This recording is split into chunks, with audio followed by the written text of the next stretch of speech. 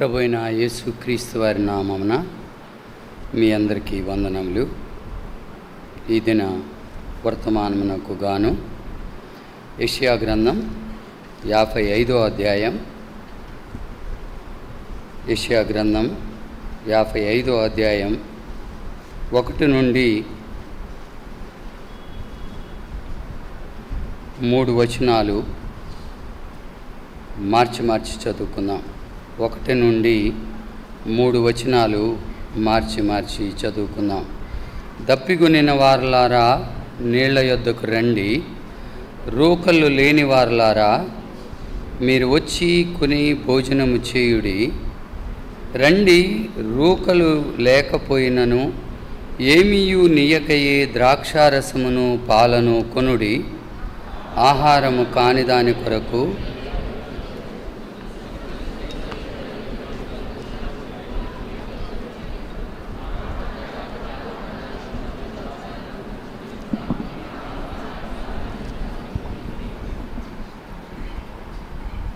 చెవియొగ్గి నా యొద్దకు రండి, మీరు వినిన ఎడల మీరు బ్రతుకుదురు. నేను మీతో నిత్య నిబంధన చేసేదను, దావీదునకు చూపిన శాశ్వతమైన కృపను మీకు చూపుదును. ప్రార్థన చేసుకుందాం.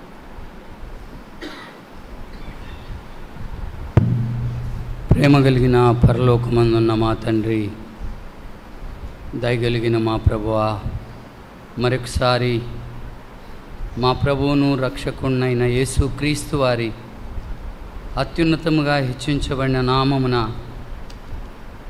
నీ పాద సన్నిధికి రాగలుగుట్లో నువ్వు ఇచ్చిన ధన్యతను బట్టి నీ కొందనాలు. నీ ఆరాధనా దినాన్ని పునస్కరించుకొని నీ కృపచేత నీ బలమును ప్రసాదించి నీ పరిశుద్ధాలయములోనికి నన్ను నడిపించిన విధానాన్ని బట్టి నిన్ను స్తుతించి గణపరుస్తూ ఉన్నాను.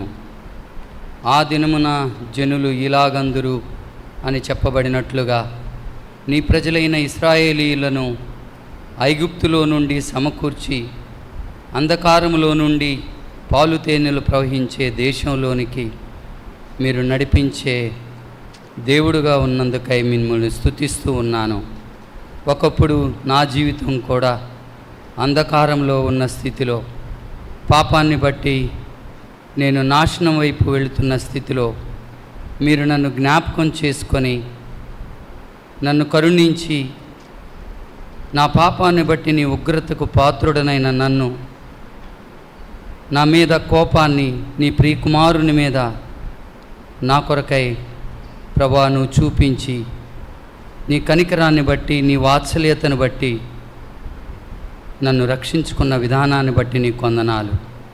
నీ రక్షణార్థమైన బావులలోనిది చేదుకొని నీవిచ్చే ఆనందాన్ని, సంతోషాన్ని, సంతృప్తిని పొందినట్లుగా నీ మందిరంలో నన్ను నాటి బేర్షబా సహవాసంగా నన్ను పిలిచి నన్ను ఒక అంగంగా చేసిన విధానాన్ని బట్టి నిన్ను స్తుతిస్తూ ఉన్నాను.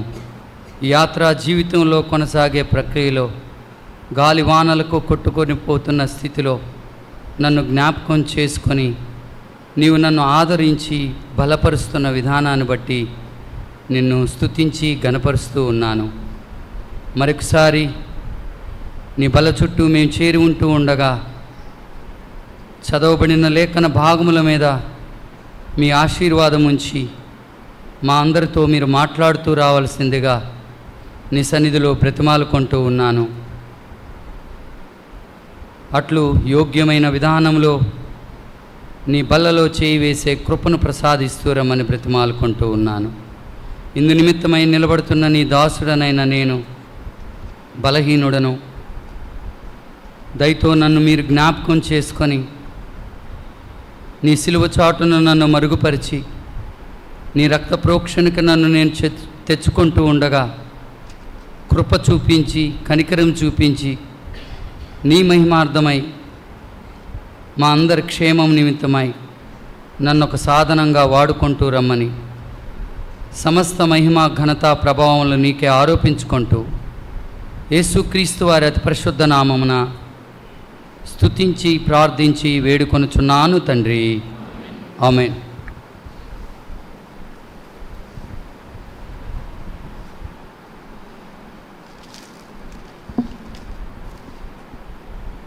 మరొకసారి యెషయా గ్రంథం 55వ అధ్యాయం 1-2 వచనాలు అందరం కలిసి చదువుకుందాం. దప్పిగొనిన వారలారా నీళ్ల యొద్దకు రండి, రోకలు లేని వారలారా మీరు వచ్చి భోజనం చేయుడి. రండి, రోకలు లేకపోయినను ఏమియు నీయకయే ద్రాక్షారసమును పాలను కొనుడి. ఆహారము కాని దాని కొరకు మీరేలా రోకలిచ్చెదరు? సంతుష్టి కలుగజేయని దాని కొరకు మీ కష్టార్జితమును ఎందుకు వేయపరిచెదరు? నా మాట జాగ్రత్తగా ఆలకించి మంచి పదార్థము భుజించుడి. మీ ప్రాణము సారమైన దాని యందు సుఖింపనీయుడి. యెషయా గ్రంథానికి ఉన్నటువంటి ప్రత్యేకత మనందరికీ తెలుసు. దాన్ని మినీ బైబుల్ అని అంటారు. బైబిల్లో 66 పుస్తకాలు ఉన్నాయి. యెషయా గ్రంథంలో కూడా 66 పుస్తకాలు ఉన్నాయి, 66 అధ్యాయాలు ఉన్నాయి. ఆ 66 అధ్యాయాలను క్షుణ్ణంగా పరిశీలించగలిగితే బైబిల్ గ్రంథంలో ఇవ్వబడిన ప్రవచనాలన్నీ కూడా ఎక్కువగా ఆ గ్రంథంలో వ్రాయబడినట్లుగా మనం చూస్తాం. ఈ గ్రంథంలో ముఖ్యంగా 53 నుండి 55 వచనాలు, 55 అధ్యాయాలు సువార్త వలన కలిగే దీవెనలుగా మనం చెప్పుకోవచ్చు. సువార్త వలన కలిగే దీవెనలు అని మనం చెప్పుకోవచ్చు. మొదటిగా యెషయా గ్రంథం 53వ అధ్యాయాన్ని మనం చూస్తే చరిత్రకారులు ఏం చెప్పారంటే it is the gospel of old testament అని చెప్పారు. Gospel of old testament. యేసుక్రీస్తు వారు మొదటి శతాబ్దంలో భూమి మీదకి వచ్చి 33.5 సంవత్సరాలు ఈ లోకంలో జీవించిన తర్వాత ఆయన సిలువలో పొందబోయే మరణ శిక్షను గురించి ప్రవచనాత్మకంగా యెషయా రాసిందిగా మనం చూడొచ్చు. 53వ అధ్యాయం మనందరికీ తెలుసు. ఆ తర్వాత అలా ఆయన 53వ అధ్యాయంలో యేసుక్రీస్తు వారు సిలువలో పొందిన ఆ మరణాన్ని బట్టి atoning vicarious death of Jesus Christ అని రాయబడి ఉంది. ఎందుకు అది ప్రాయశ్చిత్తార్థమైన ప్రత్యామ్నాయమైనటువంటి బలిగా చెప్పబడింది అని అంటే he is having no cause of death in himself. యేసుక్రీస్తు వారు ఆ క్రూరమైన సిలువలో చనిపోవటానికి, శాపగ్రస్తమైన సిలువలో వేలాడటానికి ఆయనలో ఏ పాపము లేదు, ఆయనలో ఏ కపటము లేదు. ఆయన ఎందుకు చనిపోవలసి వచ్చింది అనంటే మానవులకు ప్రత్యామ్నాయంగా, ప్రాయశ్చిత్తార్థంగా ఆయన మన కొరకై సిలువలో చనిపోయి సమాధి చేయబడి 3వ దినాన తిరిగి లేచుట ద్వారా, ఆ సువార్త సత్యం ద్వారా మొదటిగా బ్లెస్సింగ్స్ అనేవి ఇశ్రాయేలీలకి చెందినవిగా మనం చూడవచ్చు. అందుకే యెషయా గ్రంథం 54వ అధ్యాయాన్ని గాస్పల్ బ్లెస్సింగ్స్ ఫర్ ఇజ్రాయలైట్స్ అని చెప్తారు. ఆయన చేసినటువంటి బలియాగం ద్వారా జరిగిన సంగతి ఏంటి? మచ్చుకు ఒక ఉదాహరణ చూస్తే యెషయా గ్రంథం 53వ అధ్యాయంలో 10వ వచనం అందరం కలిసి చదువుకుందాం. అతన్ని నలుగగొట్టుటకు యెహోవాకు ఇష్టమాయను, ఆయన అతనికి వ్యాధి కలుగజేసెను. అతడు తన్ను తానే అపరాధ పరిహారార్థ బలి చేయగా అతని సంతానము చూచును. He shall see his seed. ఎవరు ఆయన సంతానము అని అంటే ఇశ్రాయేలీల ప్రజల గురించి చెప్పబడింది. అందుకే యెషయా గ్రంథంలో యోహాను సువార్త 12వ అధ్యాయం 14వ వచనంలో యేసుక్రీస్తు వారు చెప్తారు, గోధుమ గింజ భూమిలో పడి చావకుండిన ఎడల అది ఒంటిగానే ఉండును, అది చచ్చిన ఎడల విస్తారముగా ఫలించును. యేసుక్రీస్తు వారు అపరాధ పరిహారార్థ బలిగా చేయుట ద్వారా ఆయన తన సంతానాన్ని చూసుకున్నాడు. ఆ సంతానం 2 విధాలుగా చెప్పబడింది. ఎర్త్లీ సీడ్స్ గురించి, భౌతికమైనటువంటి ఆ ఇశ్రాయేలు ప్రజల యొక్క సీడ్ని మనం చరిత్రలో చదవగలిగితే క్రొత్త నిబంధనలో ఆ ఇశ్రాయేలీయుల గురించినటువంటి హెవెన్లీ సీడ్ని మనం చూడగలం. గలతీ 4:26-27లో ఇలా రాసుంటుంది, పైనున్న యెరూషలేము స్వతంత్రముగానున్నది, జెరూసలేం విచ్ ఈజ్ అబౌవ్ అని చెప్పబడింది. అందుకే 54వ అధ్యాయం అది గాస్పల్ బ్లెస్సింగ్స్ ఫర్ ఇజ్రాయలైట్స్ అని చెప్పారు. మనం చదువుకున్నటువంటి 55వ అధ్యాయం మన గురించి మాట్లాడుతూ ఉంది, గాస్పల్ బ్లెస్సింగ్స్ ఫర్ జెంటైల్స్. అన్యులం మనం, ఇశ్రాయేలీలతో సహపౌరులం కాదు, వాగ్దాన నిబంధన లేని పరజనులం, దేవుడు లేని ప్రజలంగా చెప్పబడ్డాం మనం. అటువంటి మనకి రక్షణ దొరకటానికి గల కారణం ఆ సువార్త సత్యం మన దాకా రావటం అని మనం చెప్పుకోవచ్చు. అందుకే యెషయా గ్రంథం 55వ అధ్యాయం చాలా ముఖ్యమైనటువంటి అధ్యాయంగా మనం చెప్పుకోవచ్చు. ఇక్కడ ఈ అధ్యాయంలో మొదటి వచనం మనం జ్ఞాపకం చేసుకుంటే 55వ అధ్యాయం మొదటి వచనం, దప్పిగొనిన వారలారా నీళ్ల యొద్దకు రండి, రూకలు లేని వారలారా మీరు వచ్చి కొని భోజనము చేయుడి, రండి రూకలు లేకపోయినను ఏమియు నీయకయే ద్రాక్షారసమును పాలను కొనుడి. ఇది అన్యజనులమైనటువంటి మనకి ప్రభువైన యేసుక్రీస్తు వారు 53వ అధ్యాయంలో తనకు తాను అపరాధ పరిహారార్థ బలిగా చేసుకొనుట ద్వారా మనకివ్వబడినటువంటి ఆహ్వానంగా, ఇన్విటేషన్గా మనం చెప్పవచ్చు. ఈ ఆహ్వానంలో మనం గమనిస్తే దేవుడు యేసుక్రీస్తు ప్రభువారు ఒక మర్చెంట్గా మనం చూడొచ్చు. ఒక వ్యాపారస్తుడిగా ఆయన 3 వస్తువులని మనకు అమ్ముతున్నట్లుగా మనం చూస్తాం. మొదటిది నీరు గురించి మాట్లాడాడు, మీరు వచ్చి కొని భోజనము చేయుడి. దానికంటే పైన దప్పిగొనిన వారలారా నీళ్ల యొద్దకు రండి. ఆ తర్వాత 2వ వరుసలో రండి రూకలు లేకపోయినను ఏమియు నీయకయే ద్రాక్షారసమును పాలను కొనుడి. అంటే 3 వస్తువులని ఈ వ్యాపారస్తుడు అన్యజనులమైన మన ఎదుటిగా పెడతా ఉన్నాడు.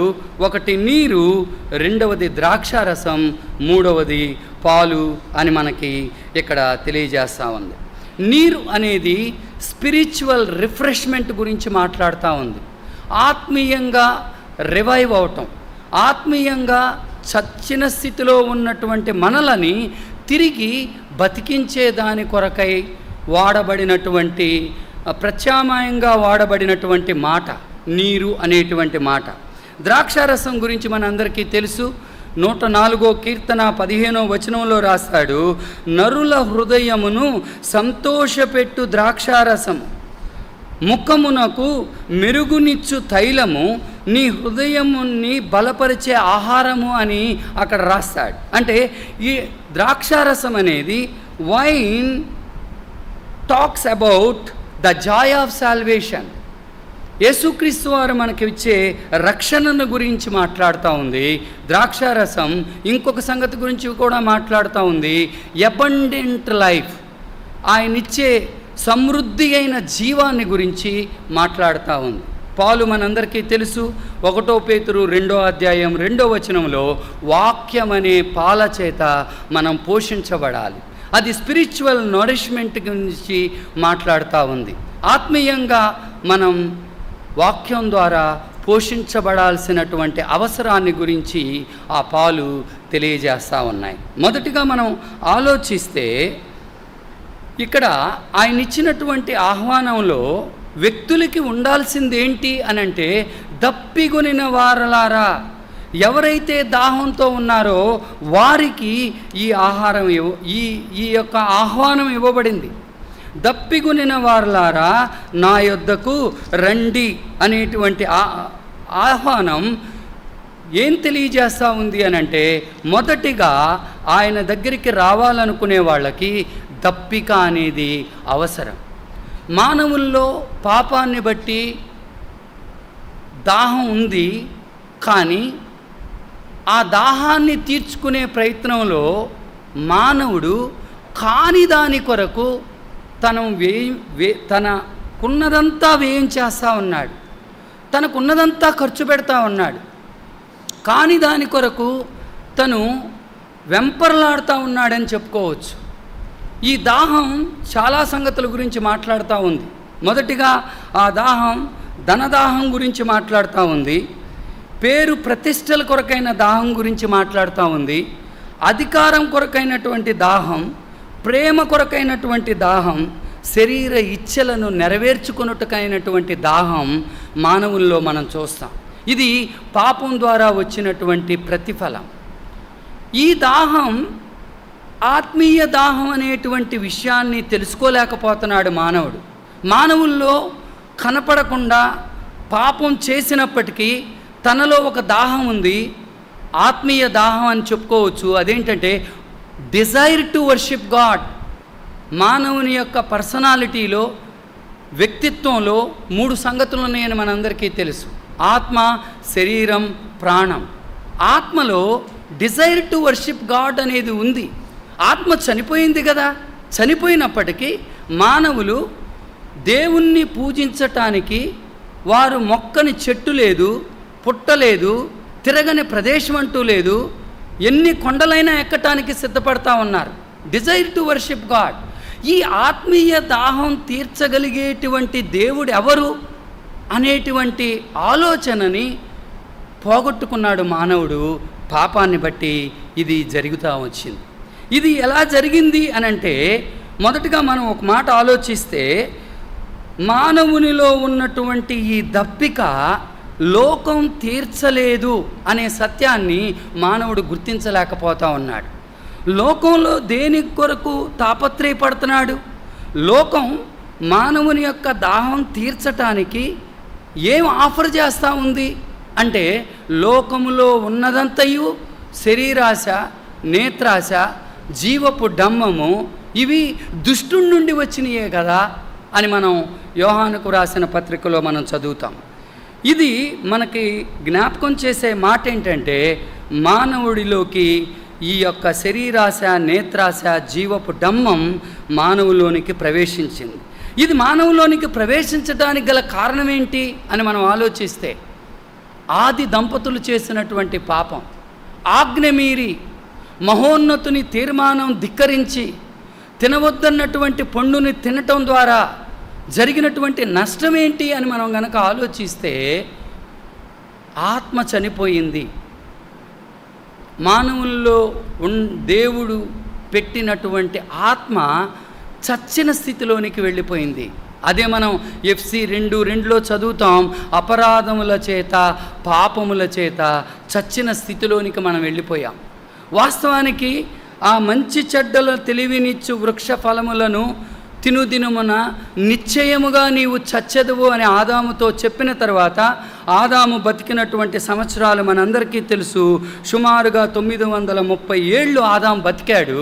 అంటే నువ్వు నిశ్చయముగా చచ్చెదవు అని చెప్పినటువంటి మాట చచ్చింది ఏంటి అని అంటే, దేవుడు మనలో ఉంచినటువంటి, మన వ్యక్తిత్వంలో ఒక భాగమైనటువంటి ఆత్మ చనిపోయింది.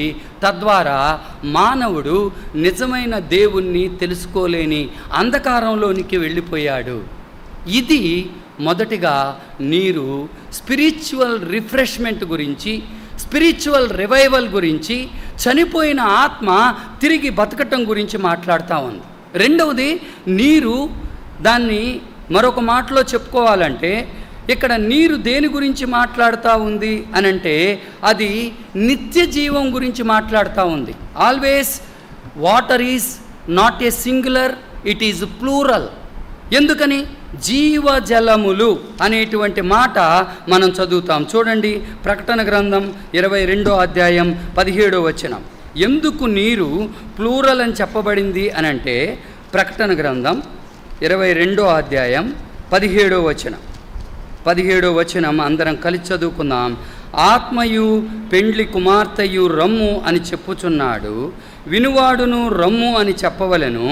దప్పిగొనిన వానిని రానిమ్ము, ఇచ్చేయించు వానిని జీవజలములు ఉచితముగా పుచ్చుకొననిమ్ము. నీరు ప్లూరల్ గురించి మాట్లాడుతూ ఉంది, జీవ జలాల గురించి మాట్లాడుతూ ఉంది. ఇది ప్రయాసపడి భారము మోసుకొనుచున్న సమస్త జనులారా నా యొద్దకు రండి, నేను మీకు విశ్రాంతిని దయచేస్తాను అని యేసుక్రీస్తు వారు ఆహ్వానం ఇస్తూ ఒక మహా పండుగలో ఆయన ఆహ్వానం ఇస్తాడు. చదవండి, యోహాను సువార్త 7వ అధ్యాయం. యోహాను సువార్త 7వ అధ్యాయం. యోహాను సువార్త 7వ అధ్యాయం 37వ వచనం అందరం కలిసి చదువుకుందాం. ఆ పండుగలో మహాదినమైన అంత్యదినమున యేసు నిలిచి, ఎవడైనను దప్పిగొనిన ఎడల నా యొద్దకు వచ్చి దప్పి తీర్చుకొనవలెను. నా యందు విశ్వాసముంచువాడెవడో లేఖనము చెప్పినట్లు వాని కడుపులో నుండి జీవజల నదులు పారునని బిగ్గరగా చెప్పెను. జీవజల నదులు మనలో నుండి ప్రవహించాలంటే మొదటిగా ఆయన ఇచ్చే స్పిరిచువల్ రిఫ్రెష్మెంట్ని, ఆ రివైవల్ని మనం ఆహ్వానించవలసిన వారంగా ఉన్నాం. ఆయన ఇచ్చేటువంటి ఆ యొక్క జీవ జలాన్ని మనం తాగవలసిన వారంగా ఉన్నాం. ఆ నిత్య జీవాన్ని మనం పొందుకోవలసిన వారంగా ఉన్నాం. రెండవది, ద్రాక్షారసం సంతోషానికి చిహ్నంగా ఉంది. దేవుడు సంతోషానికి చిహ్నంగా ఉన్న ద్రాక్షారసాన్ని గురించి మాట్లాడితే, మానవుడు ఆ ద్రాక్షారసాన్ని మద్యం కిందకి మార్చుకొని దాన్ని తీసుకోవటం ద్వారా తన దాహాన్ని తీర్చుకుంటానికి ప్రయత్నం చేశాడు.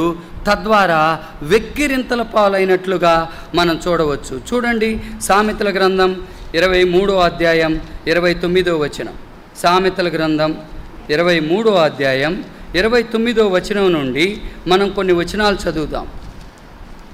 ఏ సంతోషానికి చిహ్నంగా దేవుడు ద్రాక్షారసాన్ని చూపించాడో దానికి వ్యతిరేకంగా మానవుడు ద్రాక్షారసాన్ని మద్యంగా మలుచుకొని తయారు చేసుకొని దాన్ని తాగటం ద్వారా తను ఎంత నష్టపోయాడో ఇక్కడ రాస్తాడు. 29వ వచనం నుండి మనం చదువుదాం. ఎవరికి శ్రమ, ఎవరికి దుఃఖము, ఎవరికి జగడములు, ఎవరికి చింత, ఎవరికి హేతువు లేని గాయములు, ఎవరికి మందదృష్టి, ద్రాక్షారసముతో పొద్దుపుచ్చుకొని వారికే గదా. కలిపిన ద్రాక్షారసము రుచిగాను రుచి చూడ చేరువారికే గదా. చదవండి. ద్రాక్షారసము మిక్కిలి ఎర్రబడగను, గిన్నెలో తలతల్లాడుచుండగను, త్రాగుటకు రుచిగానుండగను, దాని వైపు చూడకము. పిమ్మట అది సర్పము వలె కరుచును, కట్ల పాము వలె కాటువేయును, విపరీతమైనవి నీ కన్నులకు కనపడును. నీవు వెర్రి మాటలు పలుకుదువు, నీవు నడి సముద్రమున పొండుకొని వాని వలె నుందువు, ఓడ కొయ్య చివరన పొండుకొని వాని వలె నుందువు. నన్ను కొట్టినను నాకు నొప్పి కలుగలేదు, నా మీద దెబ్బలు పడినను నాకు తెలియలేదు. నేనెప్పుడు నిద్ర మేల్కొందును, మరలా దాని వెతుకుదునని నీవనుకొందువు. మానవుడు తనలో ఉన్నటువంటి పాపం తాలూకా వచ్చినటువంటి దప్పికని తీర్చుకునే క్రమంలో ఈ తాత్కాలికమైనటువంటి సంతోషం కోసం తను ప్రయత్నం చేసి విఫలమైనట్లుగా మనం చూస్తాం. మూడవది పాలు గురించి మాట్లాడుతూ ఉంది. పాలు దేవుని వాక్యానికి చిహ్నంగా ఉంది. అంటే దేవుడు ఏమి వారికి ఆహ్వానమిస్తూ ఉన్నాడంటే, అలా కాని దాని కొరకు, సంతృష్టి కలుగజేయని దాని కొరకు మీరెందుకు వ్యయం చేసుకుంటారు? మీరెందుకు మీ డబ్బులు ఖర్చు చేసుకుంటారు? మీ సమయాన్ని, మీ ఆరోగ్యాన్ని వృధా చేసుకుంటారు? రండి, నా చెంతకు రండి. రూకలు లేకపోయినా నేను మీకు ఇచ్చేటువంటి జీవజలాన్ని, ఆ నిత్య జీవాన్ని మీరు ఆహ్వానించండి, మీరు దాన్ని అంగీకరించండి అని దేవుడు ఆహ్వానం ఇస్తూ ఉన్నాడు. ఆయన అలా ఇవ్వటానికి, ఉచితంగా ఇవ్వటానికి కారణం ఏంటి అని మనం ఆలోచిస్తే, వాక్యమయ్యున్నటువంటి దేవుడు ఆయనే పాపానికి రావలసిన శిక్షను మన స్థానంలో ఆయన తీసుకున్నవాడుగా ఉన్నాడు. అదే మనం 53వ అధ్యాయంలో యెషయా గ్రంథంలో జ్ఞాపకం చేసుకున్నాం.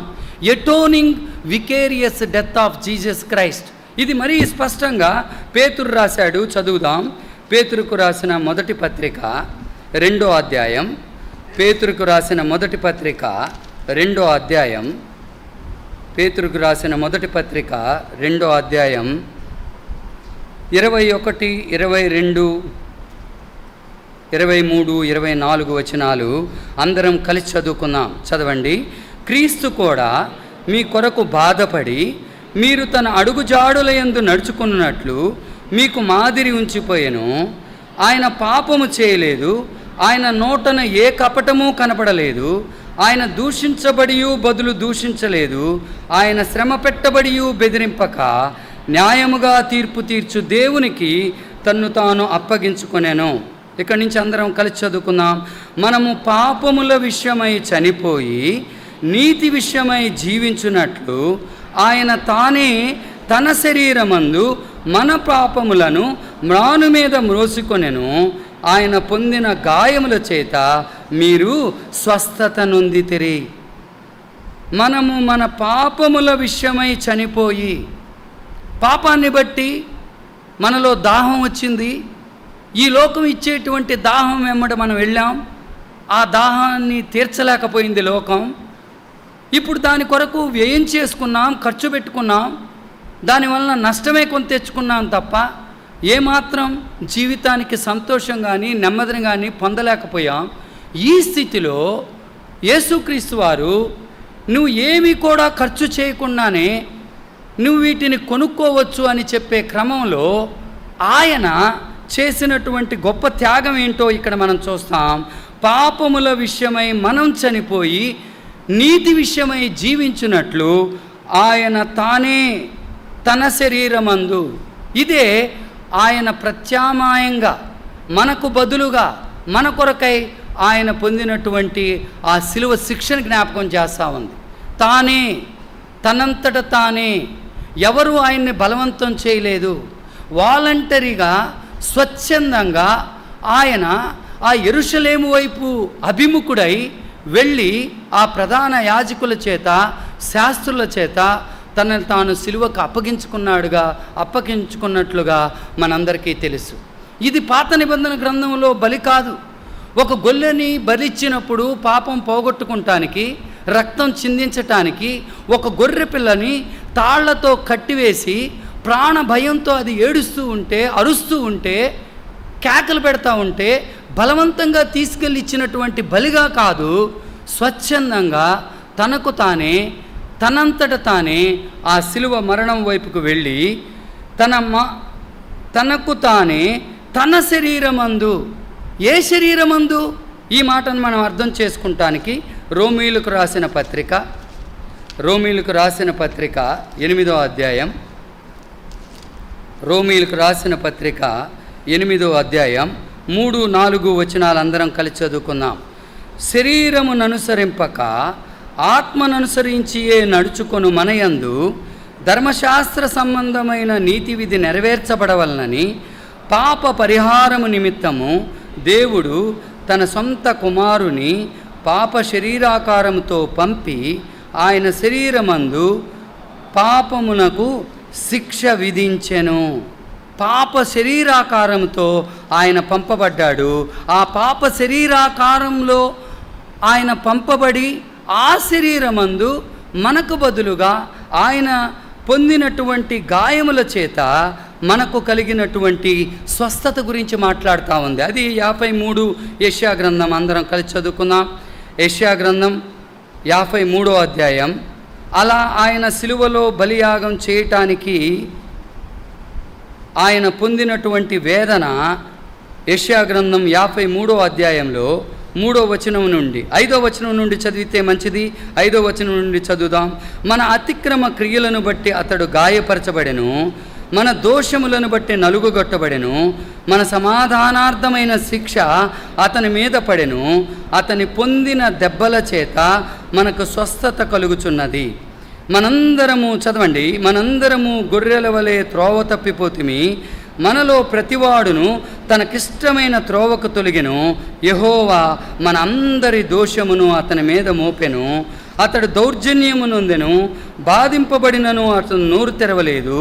వదకు తేబడు గొర్రె పిల్లయు బొచ్చు కత్తిరించు వాని ఎదుట గొర్రెయు మౌనముగా నుండినట్లు అతడు నోరు తెరవలేదు.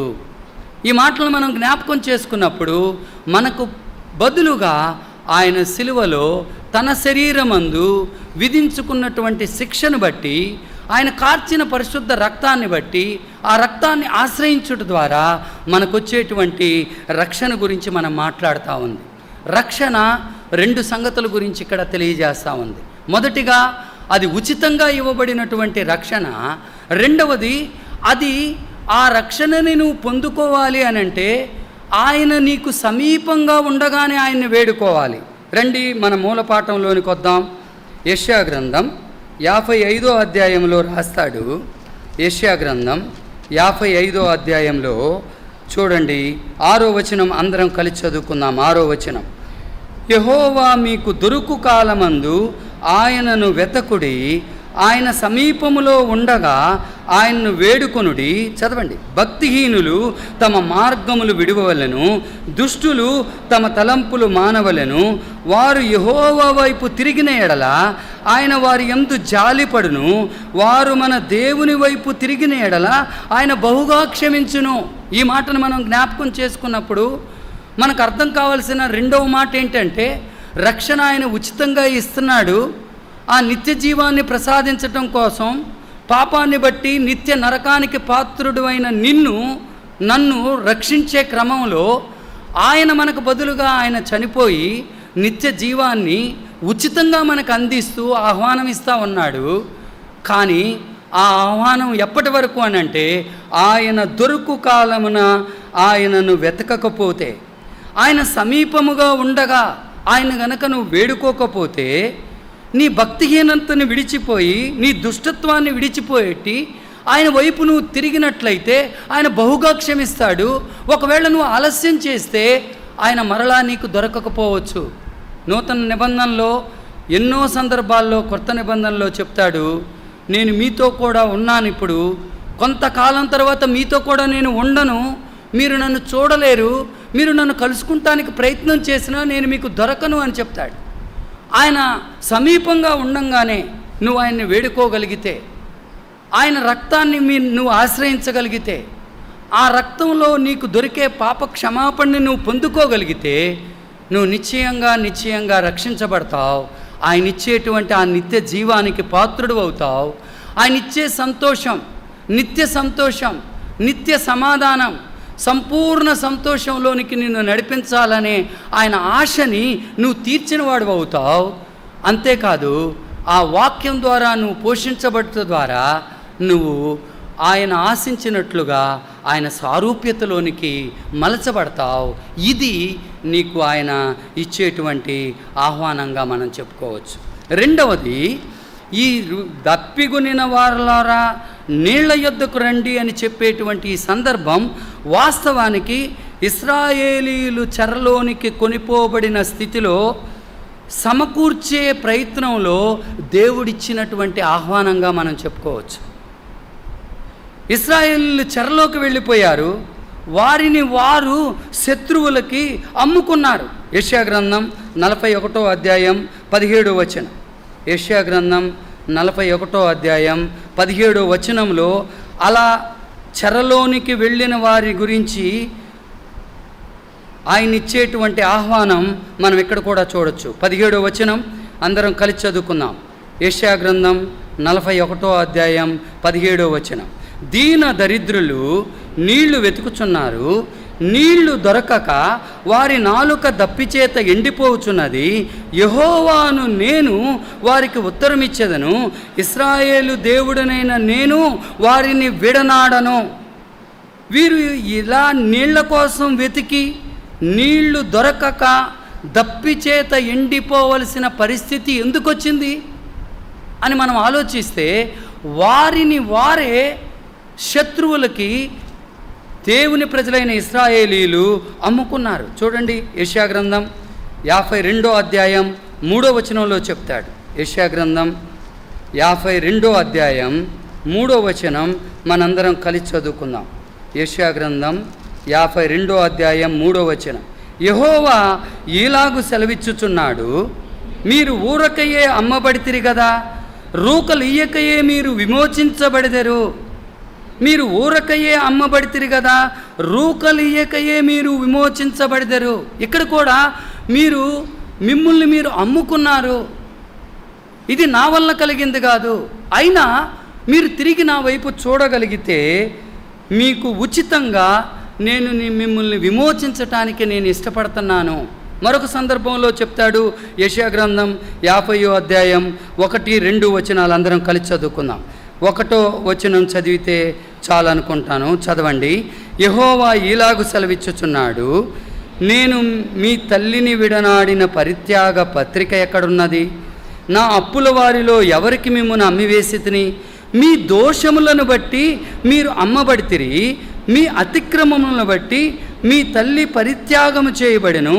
నేను వచ్చినప్పుడు ఎవడునూ లేకపోనేలా, నేను పిలిచినప్పుడు ఎవడునూ ఉత్తరమీయకుండానేలా, నా చెయ్యి విమోచింపలేనంత కొరచేయైపోయినా విడిపించుటకు నాకు శక్తి లేదా? ఇది తన ప్రజలైన ఇశ్రాయేలీలకు దేవుడిచ్చిన ఆహ్వానం. ఆయన తిరిగి సమకూర్చే క్రమంలో ఆయన పిలిచినటువంటి ఆహ్వానం ఏంటి అనంటే, తిరిగి నా యొద్దకు రండి, నేను మిమ్మల్ని ఆ శత్రువుల బారి నుండి విడిపిస్తాను అని చెప్తా ఉన్నాడు. ఈ సందర్భం మనకేం తెలియజేస్తుందంటే, రక్షించబడిన అనుభవంలోనికి వచ్చి కూడా వెనక జారే స్థితిలోనికి బహుశా నువ్వు వెళ్ళిపోయావేమో. శత్రువుకి చోటిచ్చి మరలా పాపానికి పాపం కూర్చుకొని ఆయన యొద్ద విచారణ చేయకుండా, ఆయన ఆత్మచేత సంధి చేయకుండా, నీ ఇష్టానుసారంగా నీ సొంత నిర్ణయాలు తీసుకొని ఆత్మీయ జీవితంలో పతన స్థితిలోనికి వెళ్ళిపోయావేమో. తిరిగి ఆయన మరలా ఆహ్వానం ఇస్తున్నాడు, తిరిగి రమ్మని పలుకుతా ఉన్నాడు. అదే యెషయా గ్రంథం 30వ అధ్యాయంలో చెప్తాడు. చూడండి, యెషయా గ్రంథం 30వ అధ్యాయంలో మనం ఎలాంటి పొరపాట్లు చేసి పాపానికి పాపం కూర్చుకున్నామో, ఆయన రక్షణ అనుభవాన్ని ఎరిగి ఉండి కూడా మనం చేసినటువంటి తప్పుని అక్కడ చెప్తాడు. చూడండి, 30వ అధ్యాయం 1 నుండి కొన్ని వచనాలు చదువుకుందాం, అందరం కలిసి చదువుకుందాం. యెహోవా వాక్కు ఇదే, లోబడని పిల్లలకు శ్రమ, పాపమునకు పాపము కూర్చుకొనున్నట్లుగా వారు నన్ను అడుగక ఆలోచన చేయుదురు, నా ఆత్మ నియమింపని సంధి చేసుకొందురు. వారు నా నోటి మాట విచారణ చేయక ఫరో బలము చేత తమ్మును తాము బలపరుచుకొనుటకు, ఐగుప్తు నీడన శరణజొచ్చుటకు ఐగుప్తునకు ప్రయాణం చేయుదురు. చదవండి.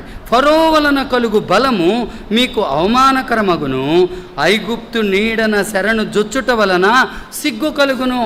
ఆత్మీయంగా వెనక జారిన స్థితిలోనికి బహుశా మనం వెళ్ళిపోతే దేవుడిచ్చే ఈ ఆహ్వానాన్ని, దేవుడిచ్చేటువంటి హెచ్చరికని, ఎక్కడ నువ్వు తప్పిపోయావో, ఎక్కడ నువ్వు పొరపాటు పడ్డావో, ఎక్కడ నీకు నువ్వుగా నీ సొంత ఆలోచనతో పాపానికి పాపం కూర్చుకున్నావో, ఆ స్థితిని నువ్వు గుర్తించి తిరిగి రాగలిగితే ఆయన సమకూరుస్తానని ఇచ్చేటువంటి ఆహ్వానంగా ఉంది. ఇశ్రాయేలీల్ని ఎలా సమకూర్చాడు అనంటే 45వ అధ్యాయం 13వ వచనంలో ఆయన అన్యుడైనటువంటి కోరేషుని రేపుతాడు. చూడండి, యెషయా గ్రంథం 45వ అధ్యాయం 13వ వచనం అందరం కలిసి చదువుకుందాం, చదవండి. నీతిని బట్టి కోరేషును రేపితిని, అతని మార్గములన్నీ సరళము చేసేదను, అతడు నా పట్టణమును కట్టించును, క్రయధనము తీసుకొనకయు లంచము పుచ్చుకొనకయు నేను వెలివేసిన వారిని అతడు విడిపించును. ఇక్కడ కూడా ఉచితంగా నేను మిమ్మల్ని తిరిగి సమకూరుస్తాను, రమ్మని దేవుడు నిన్ను ఆహ్వానిస్తా ఉన్నాడు.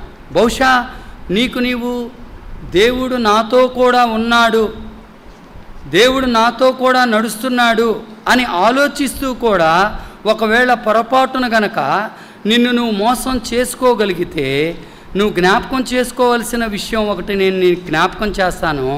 యేసుక్రీస్తు వారి గురించి వారి తల్లిదండ్రులు పొందినటువంటి అనుభవం లూకాసు వార్త 2వ అధ్యాయం 44వ వచనంలో మనం చదువుతాం. చూడండి, లూకాసు వార్త 2వ అధ్యాయం 44వ వచనం. ఈ సందర్భం మనం ఎందుకు జ్ఞాపకం చేసుకుంటున్నామంటే, దేవుడు నిన్ను విడిచిపెట్టాడు, నువ్వు ఆత్మీయంగా పతన స్థితిలోనికి వెళ్ళిపోతున్నావు అనే సత్యాన్ని నువ్వు గుర్తించకుండా ఇంకా ఆయన ఇచ్చేటువంటి సమృద్ధిని, సహవాసాన్ని వదిలి దూరంగా వెళ్ళటం ద్వారా నువ్వు పొందే నష్టం ఏంటో ఇక్కడ చెప్తాడు. లూకాసు వార్త 2వ అధ్యాయం 44వ వచనం చూడండి. ఆయన తల్లిదండ్రులు, చదవండి అందరం కలిసి చదువుదాం.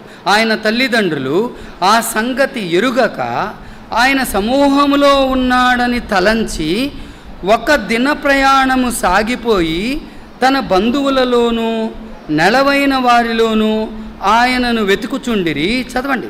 ఆయన కనబడనందున ఆయనను వెతుకుచూ యెరూషలేమునకు తిరిగి వచ్చిరి.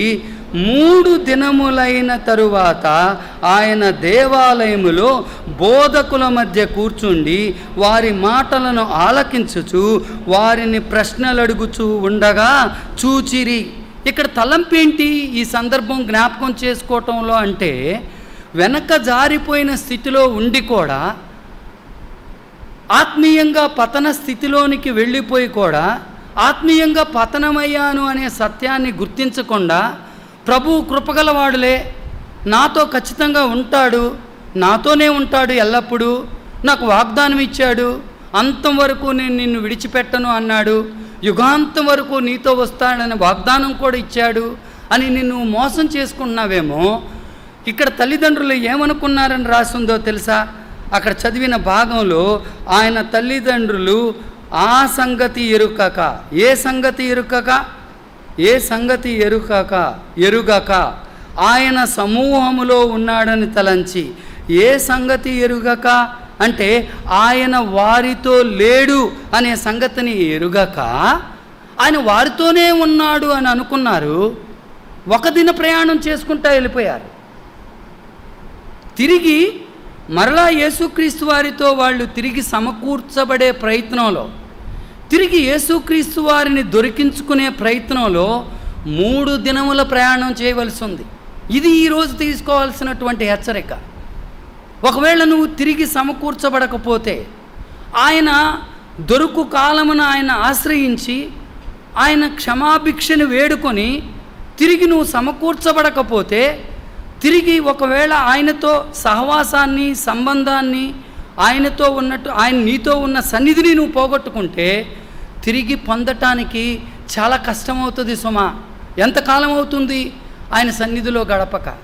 ఎంతకాలం అవుతుంది ముఖస్థుతిగా ఆయన సన్నిధిలో ప్రార్థన చేసి లేచిపోవటం? ఎంతకాలం అవుతుంది ఆయన వాక్యాన్ని వెతికి ఆయన ఈ దినం నన్ను ఏం చేయమంటున్నాడో అనే సంగతిని గురించి ఆలోచించకుండా హడావుడిగా దైనందిక చర్యలో ఆయనకి ఇవ్వాల్సిన చోటు ఇవ్వకుండా, ఆయనకి ఇవ్వాల్సిన స్థానం ఆయనకి ఇవ్వకుండా, నీకు తెలియకుండానే నువ్వు ఆత్మీయ సంతోషాన్ని, ఆయన ఇచ్చే సమృద్ధి అయిన జీవాన్ని పొందుకోకుండా మిస్ అయిపోయావేమో. ఒకవేళ నువ్వు తిరిగి రాగలిగితే ఆయన తిరిగి నిన్ను సమకూరుస్తానని ఆయన వాగ్దానం ఇస్తూ ఉన్నాడు. మూడవదిగా మనం ఆలోచిస్తే, రక్షించబడ్డావు, ఆయన ఇచ్చినటువంటి ఉచితమైన ఆహ్వానాన్నే పొందుకున్నావు, మారు మనసులోనికి వచ్చిన తర్వాత నువ్వు పొందే ఆ నూతన సంతోషం, సమాధానం, నెమ్మది, చెప్పనశక్యమైన మహిమాయుక్తమైనటువంటి సంతోషం అలాగే కొనసాగుతుంది. మరలా నాకు ఇక దాహం అవదు, దప్పిక ఉండదు అని నిన్ను నువ్వు మోసం చేసుకుంటున్నావేమో. జ్ఞాపకం చేసుకుందాం, ఒకవేళ నువ్వు ఆత్మీయంగా రక్షణ అనుభవంలోనికి వచ్చిన తర్వాత కూడా చాలా సందర్భాల్లో దేవుడు మనల్ని పరీక్షిస్తాడు, పరిశోధిస్తాడు. మారు మనసు పొందిన తర్వాత అంతా బాగుంది అనుకునే సమయంలో మనకు తెలియకుండా ఒక కష్టం వచ్చి పడుతుంది, ఒక ఇబ్బంది వచ్చి పడుతుంది. మరలా మనకు దాహం అయ్యేటువంటి ఆస్కారం ఉంది. చూడండి, నిర్గమాకాండం 15వ అధ్యాయం, నిర్గమాకాండం 15వ అధ్యాయంలో వారు ఎర్ర సముద్రాన్ని దాటిన తర్వాత జరిగినటువంటి ఈ సందర్భాన్ని మనం జ్ఞాపకం చేసుకుందాం. ఎర్ర సముద్రాన్ని దాటిన తర్వాత వాళ్ళకి ఏం జరిగిందో చూడండి. 22వ వచనం అందరం కలిసి చదువుకుందాం. 22వ వచనం, మోషే ఎర్ర సముద్రము నుండి జనులను సాగచేయగా వారు షూరు అరణ్యములోనికి వెళ్ళి దానిలో 3 దినములు నడిచిరి. అచ్చట వారికి నీళ్లు దొరకకపోయెను. అచ్చట వారికి నీళ్లు దొరకకపోయెను. మరలా దాహం కొనే ఆస్కారం ఎందుకుంది అనంటే, దేవుడు మన జీవితంలో కొన్ని పాఠాలను నేర్పించటానికి ఆయన మనల్ని కొన్ని టెస్టుల గుండా, పరీక్షల గుండా, పరిశోధనల గుండా తీసుకొని వెళ్తాడని మనకు అర్థమవుతూ ఉంది. సమయ పాలన కొరకు నేను వచనాలు చూపించను. నిర్గమకాండం 13వ అధ్యాయం 17వ వచనంలో దేవుడు వారిని సమీప దారి గుండా వారిని నడిపించకుండా, నిర్గమకాండం 13వ అధ్యాయం 18వ వచనంలో చదువుతాం, చుట్టూ ఉన్న దారి వైపు వారిని తీసుకొని వెళ్తాడు. 17వ వచనంలో సమీప దారి ఉంటుంది, అయినా ఆ దారి గుండా వారిని తీసుకొని వెళ్ళడు. ఎందుకంటే ఆ సమీపంగా ఉన్నటువంటి దారి శత్రువులు ఉన్నారు అటువైపు. ఆ దారిలో గుండా ఒకవేళ వెళ్తే ఇశ్రాయేలీలు ఇంకా యుద్ధం చేయటానికి సిద్ధంగా లేరు. శత్రువుల చేతిలో ఓడిపోవటం దేవునికి ఇష్టం లేదు. అందుకని ఆయన సమీప దారి ఒకటి ఉన్నప్పటికీ ఆయన వాగ్దానం చేసిన కానానులోనికి ప్రవేశించటానికి ఐగుప్తును దాటి ఎర్ర సముద్రాన్ని దాటి పాయలుగా చేసి అద్భుతమైన రీతిలో వారిని నడిపించినప్పటికీ సమీప దారిన కాకుండా చుట్టూ ఉన్న దారి వైపుకి వారిని నడిపించాడు. అంటే మారు మనసు పొందిన నీ జీవితంలో ఆయన ఒక ప్రణాళికను కలిగి ఉన్నాడు. ఆయనకున్నటువంటి తలంపులు చాలా గొప్పవి అని ఇక్కడ మనం జ్ఞాపకం చేసుకోవాలి. యెషయా గ్రంథం 45వ అధ్యాయం, క్షమించండి 55వ అధ్యాయం, యెషయా గ్రంథం 55వ అధ్యాయం. దేవునికి ఉన్నటువంటి తలంపులు, నీ ఎడల ఆయనకున్నటువంటి ఉద్దేశాలు ఎంత గొప్పవో, నీ తలంపులు ఆయన తలంపుల కంటే ఎంత ఉన్నతంగా ఉన్నాయో అనేది చెప్తాడు. చూడండి, యెషయా గ్రంథం 55వ అధ్యాయం 8వ వచనం. నా తలంపులు మీ తలంపులు వంటివి కావు, మీ త్రోవలు నా త్రోవలు వంటివి కావు, ఇదే యెహోవా వాక్కు. చదవండి, అందరం కలిసి చదువుకుందాం. ఆకాశములు భూమికి పైన ఎంత ఎత్తుగా ఉన్నవో మీ మార్గముల కంటే నా మార్గములు, మీ తలంపుల కంటే నా తలంపులు అంత ఎత్తుగా ఉన్నవి.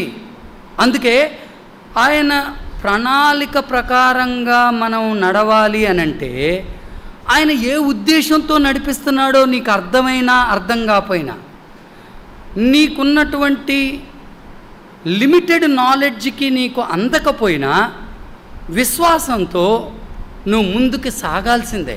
ఎందుకంటే ఆయనకి నీ ఎడల ఉన్నటువంటి తలంపులు కానీ, ఆయనకి నీ ఎడల ఉన్నటువంటి ఉద్దేశాలు కానీ ఆకాశములు భూమి కంటే ఎంత ఎత్తులో ఉన్నవో, ఇంతవరకు భూమికి ఆకాశానికి డిస్టెన్స్ని ఇంతవరకు ఎవరు అంచనా వేయలేకపోయారు. అంచనా వేయలేనంత ఉన్నతమైన తలంపులు కలిగినటువంటి దేవుడు ఆయన యందు విశ్వాసంతో ముందుకు నడవగలిగితే, నువ్వు ఎదుర్కొనే ప్రతి సమస్యలు, నువ్వు ఎదుర్కొనే ప్రతి పరీక్ష పరిశోధనల్ని ఆయన చాలా సింపుల్గా సాల్వ్ చేయగలడు అని పాఠం నేర్పించటానికి ఇశ్రాయేలీయుల్ని చుట్టూ ఉన్న దారి గుండా ఆయన తీసుకెళ్ళినట్లుగా మనం చూస్తాం. ఇక్కడ మనం నేర్చుకోవాల్సిన పాఠం ఏంటి? అలా ముందుకి క్రైస్తవ యాత్రలో కొనసాగాలి అనంటే మనం మోషే చేసినటువంటి ప్రార్థన మనం చేయాలి. మోషే ఏమని ప్రార్థన చేశాడు? వాళ్ళని అడవిలో నడిపించేటప్పుడు, అరణ్యంలో నడిపించేటప్పుడు ఆయన ఏమని ప్రార్థన చేశాడు? మా దినములు లెక్కించుట మాకు నేర్పించుము, మాకు జ్ఞాన హృదయము దయచేయుము. ఇది మనం ప్రతిదినం మన మౌన ధ్యాన సమయంలో దేవుణ్ణి అడగాల్సినటువంటి మాట. మా దినములు లెక్కించుట మాకు నేర్పించుము, మాకు జ్ఞాన హృదయం దయచేయుము. 40 సంవత్సరాల అరణ్యంలో నడిపించాడు మోషే. 40 సంవత్సరాలు ప్రతిదినం దేవుని దగ్గరికి వెళ్ళేవాడు. ప్రభువా ఈరోజు వెళ్ళమంటావా? వద్దు, ఆగిపోవాల్సిందే. 2వ రోజు మళ్ళీ వెళ్తాడు. ప్రభువా ఈరోజు నడిపించమంటావా నీ ప్రజల్ని? వద్దు, ఆగిపో. ఒకవేళ 4 రోజులు ఆపాడా? 4 రోజులు ఆగిపోవాల్సిందే. 4 రోజుల తర్వాత ఇప్పుడు నువ్వు బయలుదేరు, నీ ప్రజలతో నేను నడిపిస్తాను అనంటే అప్పుడు బోరుదేవాడు. ఇది మన అనుభవంగా ఉండగలిగితే మనం పాఠాలు నేర్చుకోవచ్చు. ఈ అరణ్య అనుభవంలోనికి దేవుడు మనల్ని ఎందుకు నడిపిస్తాడు అనంటే, ఒక భక్తుడు చెప్పినటువంటి మాట ఏంటి అనంటే, ద ఎక్స్పీరియన్స్ ఆఫ్ విల్డర్నెస్, అరణ్య అనుభవం అనేది it is to make us acquainted with God and with our own heart. The experience of wilderness, అరణ్య అనుభవము ద్వారా మనల్ని నడిపించటంలో ఆయన ఉద్దేశం ఏంటి అనంటే, ఆ అరణ్య అనుభవము మనకేమి నేర్పిస్తుంది? It is to make us acquainted with God and with our own heart. అరణ్య అనుభవంతో దేవునితో మనకున్నటువంటి పరిచయం పెరుగుతుంది. ఈ పరీక్షా పరిశోధనల గుండా తీసుకొని వెళ్ళటం ద్వారా దేవునితో మనకున్న అనుభవం పెరుగుతుంది. ఆయన్ని ఎక్స్పీరియన్స్ చేయగలుగుతాం. మన దైనందిక జీవితంలో ఆయన సన్నిధిని అనుభవించగలుగుతాం.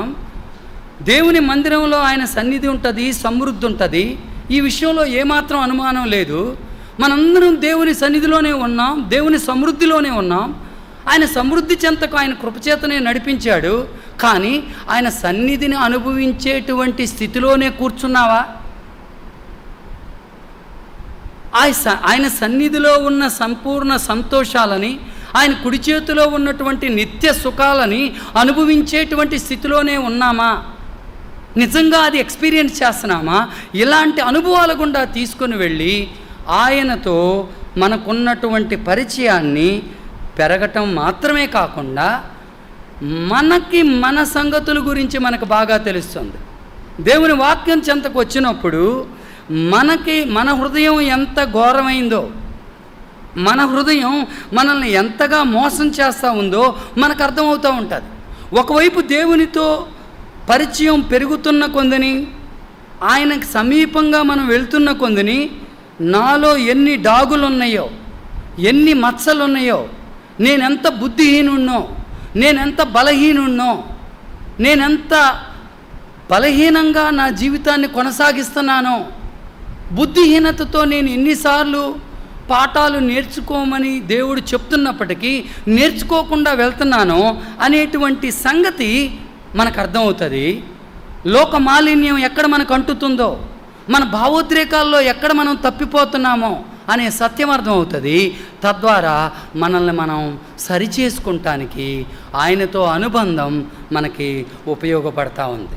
ఒకవేళ ఆ అనుబంధంలో ఆయన ఇచ్చేటువంటి ఆ పరిచయం నువ్వు గనక కొనసాగించకపోతే, అక్కడ ఆయన నేర్పినటువంటి పాఠం, వారికి ఆయన పాఠం నేర్పాడు. అక్కడ 3 దినాల ప్రయాణం వెళ్ళిన తర్వాత మారా అనే ప్రదేశానికి చేరతారు. 3 దినములు వాళ్ళకి నీళ్లు దొరకవు, దాహంతో తప్పించిపోతూ ఉంటారు. 3 దినాల తర్వాత మారా దగ్గర నీళ్లు దొరుకుతాయి. నీళ్లు తాగుదాం కదా అని ఆశతో వెళ్తారు. వెళ్తే మారా నీళ్లు చేదైనవి అని మనకు తెలుసు. ఈ పరిస్థితుల్లో మోషే మీద సనగటం మొదలుపెట్టారు. ఆ సనుగుడు గొణుగుడు అనేది మన జీవితంలో మొదలైతే, ఈ సనుగుడు గొడుగుడు అనేది మొదటిగా మనలో మొదలైనటువంటిది మన మన మన దగ్గరగా ఎవరు ఉన్నారో వాళ్ళ మీదకి వెళ్తుంది. ఆ తర్వాత దేవుని మీదకి వెళ్తుంది. వాళ్ళు మొదటగా సనిగింది మోషే మీద, ఆ తర్వాత దేవుని మీద వాళ్ళు సనిగారు, గొణిగారు. 78వ కీర్తనలో వారు ఆయన్ని ఎన్నో విధాలుగా ఆయన్ని శోధించినట్లుగా చాలా సందర్భాల్లో అక్కడ రాసున్నటువంటి మాటలు మనం చూస్తాం. ఆయన్ని ఎన్ని విధాలుగా శోధించారు వాళ్ళు అనేటువంటి మాటలు సమయ పాలన కొరకై నేను చూపించట్లేదు. కానీ వాళ్ళు దేవునికి విరోధంగా మాట్లాడారు, దేవుని మీద తిరుగుబాటు చేశారు. ఆయన ఇచ్చే సమస్తాన్ని పొందుకొని కూడా ఆయన చేసిన మేళ్ళన్నీ మరిచిపోయారు. అప్పటికప్పుడు ఆయన్ని కీర్తించిన వాళ్ళు అప్పటికప్పుడు ఆయన మీదకి తిరుగుబాటు చేశారు. చూడండి, అది చాలా విచిత్రంగా ఉంటుంది. కీర్తనలు 78, ఆ ఒక్క వచనం చదువుకుందాం. కీర్తనలు 78వ అధ్యాయం 78వ అధ్యాయం చూడండి, 12వ వచనం. 78వ అధ్యాయం 12వ వచనం. ఆయన వారి ఆశ్చర్య కార్యములను కీర్తించిరి, అయినను అక్కడ నేను మిస్ అయ్యాను. 40 4వ వచనం చదవండి. ఐగుప్తీయులు త్రాగలేకుండా 40వ వచనం 41వ వచనం క్షమించండి. అరణ్యమున వారు ఆయన మీద ఎన్ని మారులో తిరుగుబడిరి, ఎడారి యందు ఆయన్ని ఎన్ని మారులో దుఃఖపెట్టిరి. మాటి మాటికి వారు దేవుని శోధించిరి, మాటి మాటికి ఇశ్రాయేలు పరిశుద్ధ దేవునికి సంతాపము కలుగజేసితిరి. ఆయన్ని కీర్తించారు, ఆయన్ని కొనియాడారు. ఆయన చేసినటువంటి ఆశ్చర్య కార్యాలని, అద్భుత కార్యాలని వారు కీర్తించి మరుక్షణమే ఆయన మీద వారు సణిగినట్లుగా, వారు గొణిగినట్లుగా మనం మరొక చోట మనం చూస్తాం.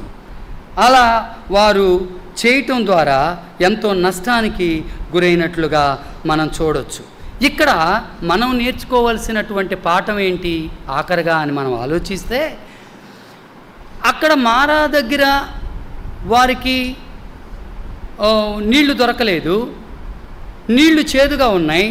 ఆ పరిస్థితుల్లో మోషే దేవునికి మొరపెడితే ఎంత సింపుల్ సొల్యూషన్ ఇస్తాడు దేవుడు అనంటే, మోషేకి అక్కడ ఆయన ఒక చెట్టు చూపాను అని మనం చదువుతాం.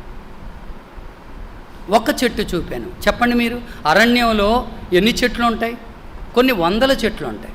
అయినా అక్కడ ఆయన రాసినటువంటి మాట, మోషే ఆయనకి మొరపెట్టగా దేవుడు మోషేకి ఒక్క చెట్టు చూపెను.